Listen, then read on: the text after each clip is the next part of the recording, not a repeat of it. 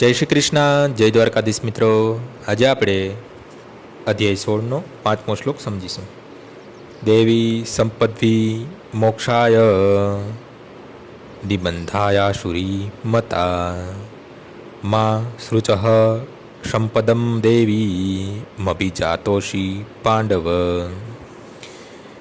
દૈવિક ગુણો મોક્ષ તરફ લઈ જનારા હોય છે અને આસુરી ગુણો બંધનકારક હોય છે. એ પાંડુપુત્ર, તું ચિંતા કરીશ નહીં, કારણ કે તું દિવ્ય ગુણો સાથે જન્મેલો છે. ભગવાન કૃષ્ણ અર્જુનને એમ કહીને પ્રોત્સાહિત કરે છે કે તે આસુરી ગુણો સાથે જન્મેલો નથી. તેનું યુદ્ધમાં સામેલ થવું આસુરી ન હતું, કારણ કે તે તેના ગુણો દોષો વિશે વિચાર કરી રહ્યો હતો. તે વિચારતો હતો કે ભીષ્મ તથા દ્રોણ જેવા આદરણીય મહાપુરુષોનો વધ કરાય કે નહીં.